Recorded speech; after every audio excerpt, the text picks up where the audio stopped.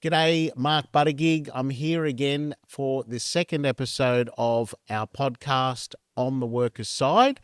Today, I've got the great pleasure of interviewing Alison Rudman, who's the Secretary of Australia's newest union. That is the Timber, Furnishing and Textiles Union. And we're going to have a good time talking to Alison about what she's been doing in the union. How you going, Alison? Good, Mark. Good. Thanks for having me. Thanks for coming along. Really appreciate it. Alison, I just want to know, start off, I guess, by asking you what got you interested in unionism and how does someone go from that interest to getting involved and then eventually, running the union? Yeah, that's a great question. Sometimes I'll say that I was an accidental union leader, but then people like to remind me that my year one teacher, Mrs. Barrett, would probably disagree because we were at school when it was wet weather. There used to be a rule that we had to go and sit outside on the cold concrete and we weren't allowed to take our chairs outside, and all the other little kids were. And so I got together with my little classmates and said, well, hang on a second, there's not enough room in the timeout room for all of us to get in trouble. So if we all do it, then there won't be a problem. So we took our little chairs out there, and turns out I was partially right. Yes, there wasn't enough room to put us all in timeout, but we did get in an awful lot of trouble. Despite that, I think for me, that's one of those earliest memories of knowing that we can do so much more together than we can do just by ourselves. Collective action from a very young age. Absolutely. And sorry, Mrs. Barrett, if you hear this, I'm sure it was not that much fun for you I'm to sure have to she'll be face. proud. But um, from there, I guess I'd always had an interest in union issues, and I'd always heard it talked about as a really kind of important thing around our home. My mum is a union nurse who was badly injured on the job when I was 4 years old, Right. and the union kept pursuing that, and finally that money was paid out when I was 10. And that allowed her to retrain.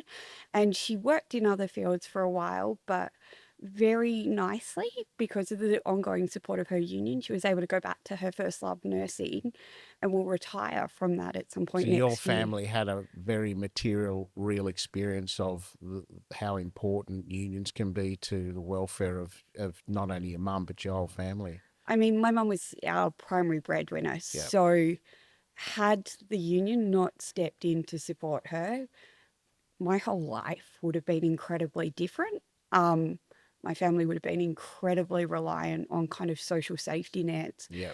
And those things are there for a reason, but it's also great that people who want to work and want to do the work that they love and are able to do that with just a few supports are able to do that. Yeah. And that's what her union was for us. It was those supports that allowed her to get back to work. So that obviously that this has had an impact on you, and those values were there, uh, kind of like sounds organically or naturally from a very young age. How did that then morph into a reality of being a union leader? Yeah, absolutely. So I think I was doing what a lot of people do between school and whether it's going to uni or whether it's doing a trade or whatever might be for you. I knew I was going to uni, but had to work to be able to afford to do all that. And I was working in this call center, and it was pretty rough job. I mean, we only had 7 minutes to go to the loo before they started docking our pay. Right. And a union organizer came around and started talking about, hey, you could have an enterprise agreement, things could be better, you could negotiate about your paying conditions. And kind of unbeknownst to me, a bunch of my co-workers kept saying, oh, talk to Alison, she knows about that stuff. And now that organizer said to me, and an organizer is really just, it's a full-time union official who goes around to help workers at their workplace. That organizer said to me, oh, you could become like the workplace leader here. You could be the delegate. But the only delegates I'd ever seen before was the guy at my mum's work who kind of went in and thumped the table. And I was 17 and just trying to get by at this job. But I was really lucky because that organizer didn't give up on me. He just kept asking me, what do you think we should do next? How do we get more people involved? And so we had a good run at building our union, but ultimately, got to admit, I quit that job in the middle of the night from sheer stress, the kind of the expectations of being at your desk all the time, meeting these really unrealistic performance targets, awful situation to be in. Then about 6 months after that, the union that I'd been part of building had an opening in what was known as their Member Services Centre, which was often an entryway for people who might want to work in unions but need to go through a more formal training process to do it. Yeah. And I started working there, and then I've had the privilege over the past 21 years now of working for unions both here, and I spent a couple of years working for unions in the US as well to really learn what it is that we need to do to be able to give the best support to workers. So that's interesting. That's a critical turning point that an organizer, because that always doesn't always happen, saw the potential in you as a delegate, and instead of kind of treating you as a tool for him or her, actually wanted to empower the delegate to take action in the workplace, and that's what motivated you to get involved. Absolutely. And look, I think probably aging myself here, but it was during the dark days of the Howard government. Work Choices wasn't in yet, but it was still a pretty difficult time to be a union organizer. And I think Yeah. he recognised that the only way this was going to work is if he was backing us in, but we had to be invested in building our union. And it's probably a real point of pride now that that's the approach that I take to my work Yeah. now as well. And there's nothing better than that moment where you see a worker who's been a bit nervous about speaking up be able to then actually speak up and say, hey, not good enough. And I have the confidence to do it because I know it's not just me, but it's the 20, 50, 100 people standing beside me saying, yeah, we deserve a better deal. Yeah, that classroom or the school experience actually put into practice. Absolutely. Alison, you've been through a number of challenges. It's a relatively new union, a byproduct of splitting from the CFMU, the construction division, and creating your own entity. Do you want to walk us through some of those challenges? And that's been fairly recent. I think the issues within the CFMU have been really well ventilated. People are Yeah. well aware of the problems there. I guess what that meant for our members was that it was a really awful time because they went from being incredibly proud to be union members Mm.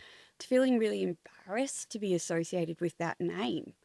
It was also very different. I think a lot of the behaviour was very different to what our members saw every day. So, if I think about a typical member of our union, you've got primarily blokes, there are some women, but primarily blokes who live in the country and are working in some sort of capacity around a timber mill or around the harvesting of timber.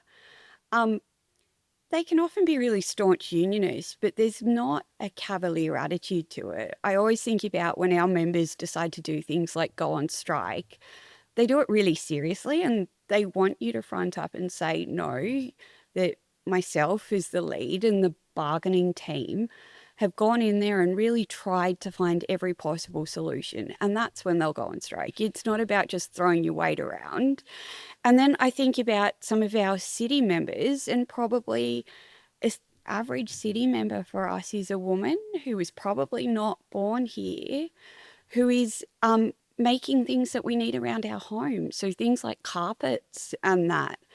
And So again, this is the textile and manufacturing part of the yeah, union, as opposed yeah. to the timber workers. Yeah. Oh, and so combined, those guys make Yeah. up the Timber Furnishing and Textiles Union. Yes.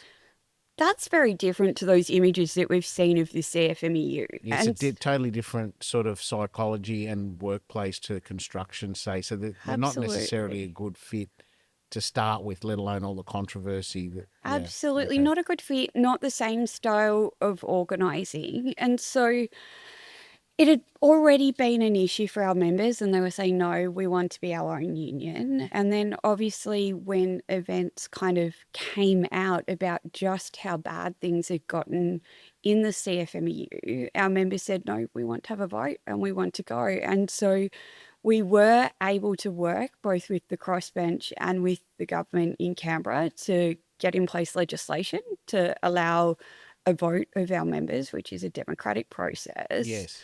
That vote happened earlier this year. And it was an overwhelming vote in support of forming our own union, the TFTU. We're now just going through kind of the technicalities of that process, but our members are really proud to be out in their workplaces. And someone sent me some photos earlier where you see them with their TFTU stickers everywhere and able to now look again with pride and say, we're part of a union team that's here for the right reasons, for sticking up for workers, for saying we always do better together than we do one out. And that's an exciting time to be a leader in this union. So you've got your own industry identity, plus you're not subsumed under that sort of general view of the CFMU. So it's been a double, sounds like it's been a double sort of advantage in doing what you did. Sounds like it was the right thing to do. It really was the right thing to do, and you're exactly right. So there were two benefits to it. One was getting away from the bad behaviour of the CFMU, but the other part of it was that sometimes in those mega unions, it can be hard for people to see their industry, their work identity, whereas now we're really clear on who it is we represent. Timber workers, and that can be everything along the supply chain, from the people who do the harvesting to the people who turn it into doors, who turn it into toilet paper, who turn it into housing. We've got our furnishing people, who I often think is where the two other parts of the job come together. I mean, you think about your couch at home. Somebody's had to make that timber frame, but then nobody wants a couch that's just a timber frame. And so then you've had a really skilled machinist. Yeah. The same sort of machinist who would have made your shirt is also skilled enough to be able to make things like your couch. Yeah. So it's the whole supply chain. And that's interesting byline, I suppose, because we had that period in the 90s, I think it was, where you had this amalgamation of unions, and smaller unions, craft-based unions, subsumed into bigger amalgamated unions wasn't always necessarily the best thing, because the members felt like they lost their identity or their trade or their skill as a result. Absolutely. And I think there's actually some really good evidence both here and actually coming out from overseas that tells us when there's a really strong work identity that sits alongside kind of a union identity, that's when workers have the best ability to influence their work lives. And of course, then everything that hangs off your work life, if you're miserable at work, it's pretty hard to get around the rest of the things that you need to do to deal with your housing, to make sure that we've got good schools and that parents are able to be involved. So it really is critical. Now, tell me, aside from that, as if that wasn't a big enough job, you've also been through a challenge recently in the timber industry where the announcement of the Great Koala National Park has unfortunately resulted in the loss of several, I think 300 jobs. There's been a massive fallout from that for those people who are your members, and your union played an integral role in ensuring that those workers were adequately compensated. And I think you're going through a process of making sure they get adequate retraining and skilling. Do you want to talk us through some of those challenges and how that was? The government had made this commitment to have a Great Koala National Park, and we were never opposed to that. But our message all along was that this idea that working people can either have a good environment or good jobs is just wrong. The right policy settings mean that we can and should have both. Yeah. And so we put a lot of work into the process and trying to make sure that what the government decided to go with would allow for good jobs and for delivering on that promise of a Great Koala National Park. Unfortunately, the final decision was for a really very large and extravagant park. And unfortunately, at the time they made that announcement, the government didn't really put forward adequate support for workers. To give you a sense, what was being put forward was 1/5 of what the Victorian government had paid in similar circumstances. Now, we would have loved to be able to say that we could reverse a decision on something like the Great Koala National Park, but we couldn't. We had to make a very pragmatic decision that, yes, there absolutely should be a future for the timber industry, but for that particular group of workers, our job was to make sure that they got a fair deal in transitioning to new work. And so we undertook a variety of campaigning activities. We had call-in days where hundreds of our members would call the minister. We had public vigils talking about the importance of good jobs. We had our members standing up in front of the media and telling their stories, which I think is really powerful and important because people can go, oh, well, they've got spin and this person's got spin, and Yeah. probably the truth is in the middle. But when you're talking to the person who does the job, it's pretty hard to say that some anti-forestry hobbyist knows more than the bloke who actually makes the timber that builds your house. He knows the job that he does. He knows it far better than anyone else. And through that work, we were able to convince the government to substantially increase the package that was available to those workers, so that when we saw those first lot of redundancies go through a couple of weeks ago, and it's always incredibly difficult to see that Yes. happen, but particularly around Christmas time, um, those workers were leaving with more than 5 times what the original offer was. Which ended up being the equivalent of the Victorian package. Yes. And it was an interesting point you made there about empowering the workers to get engaged and be the centre of the campaign. I know you brought a lot of them up here to see a lot of the MPs. They engaged MPs in conversations, and that conversation permeated into the House.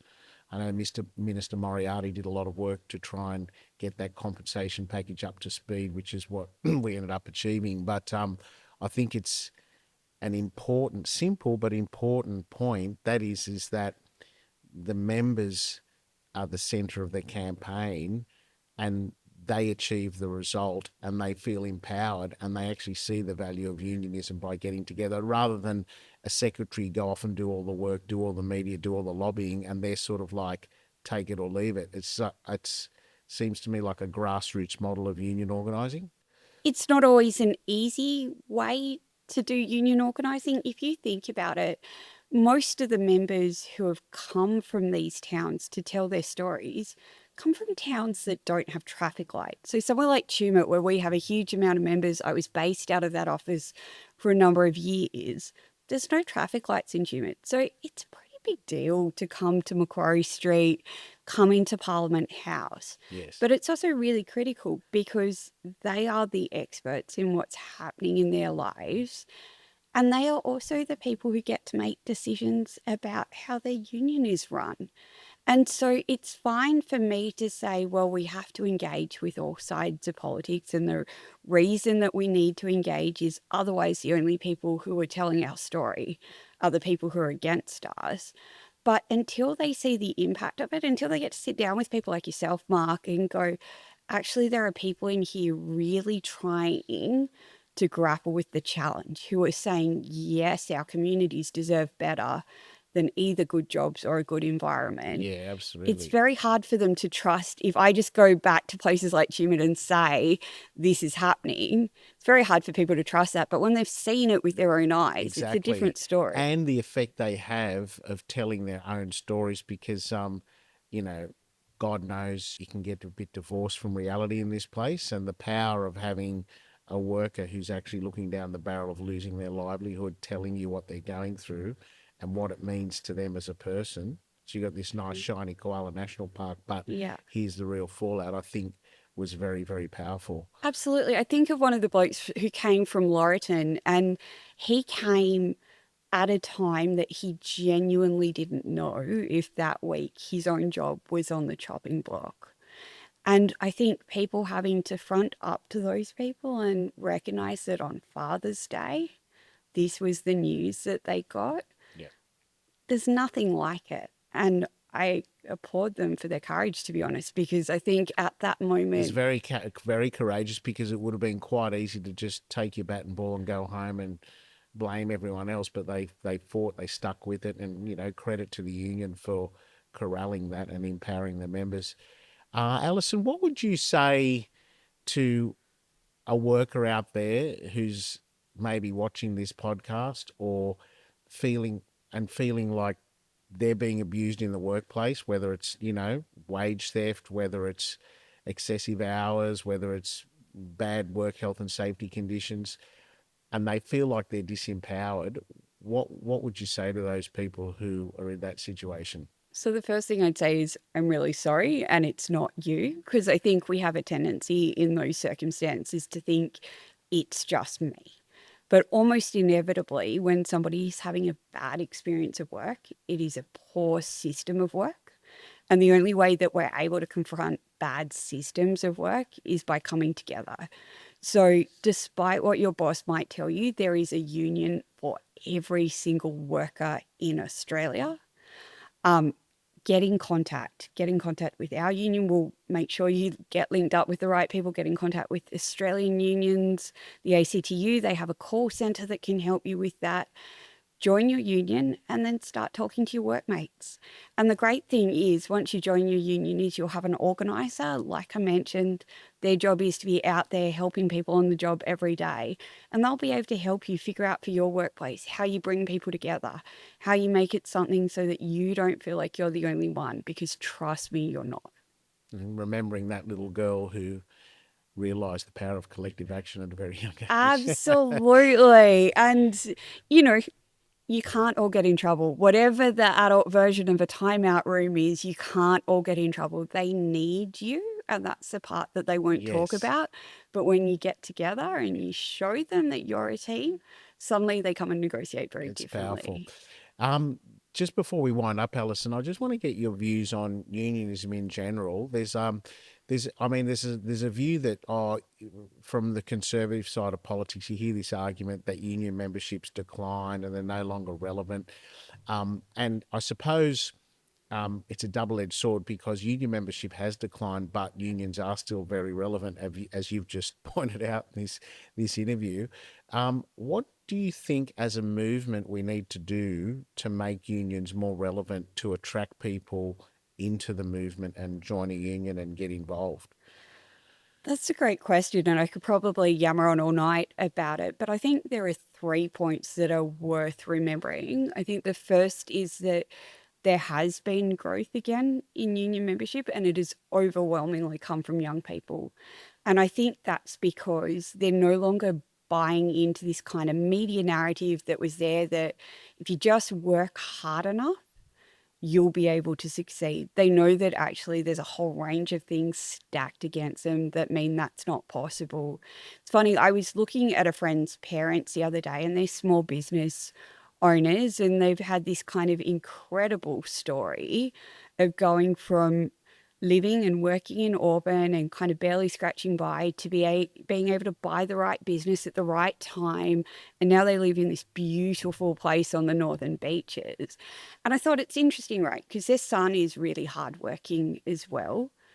But they doubled their wealth in their lifetime. And there's no way, no matter how hard he works, that there'll be another doubling of that wealth. No. And so I think young people understand that the system is a bit stacked against them. I think one of the things that unions can do is that I do think we need to make sure that we're out there talking to people and not assuming that people understand how unions work. That's why podcasts Yes. like this are great. That's why I try and explain, even when I use terms like organizer and delegate, I don't want to assume that people automatically know what that Well, a lot of is. people, like you pointed out, a lot of people probably don't even know that there's an available union in the workplace. Yeah, and we hear that all the time. I mean, I spoke at an event for kind of young people the other day, and a guy got up and was like, "Oh, I'm a mechanic and I know there's no union for me." And I'm like, There is. there is. Let me give you their number. Like, absolutely. But I guess, particularly when you start out, and if people are in positions of authority as saying something, you have a tendency to believe it. Yes. And then I think the third thing that we do need to do is we need to look at all the ways to make it as easy as possible for people to join their unions. And we need to make sure that regardless of which language you speak, regardless of how tech savvy you are, it's as easy as possible to join your union. And I do think that some of that comes from, it's about educating people, but it's about making sure that some of those barriers that conservative governments have thrown up over the years to make it harder to join. When there are Labor governments, the Workers' Party absolutely need to make sure we're doing the reverse. We're making it as easy as possible for people to exercise their right to join a union. Yeah, and that's a good point to finish on, I guess, because regardless of the political persuasion, unions, if they're a good union like yours, they put members first, and they will go just as hard against a Labor government as they would if a Liberal to get outcomes for their members. But it keeps both parties honest and shows the electorate that, if unions stand up for their members and governments do the right thing, then it raises everyone up. Absolutely. And I mean, that's our job to stand up for our members. And it's our job to be able to influence all sides of politics to do that.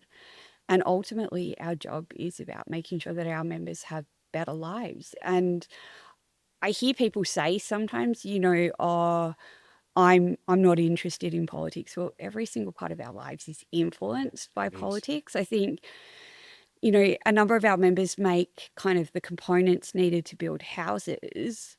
And I look at housing and I look at how much the cost of housing has escalated.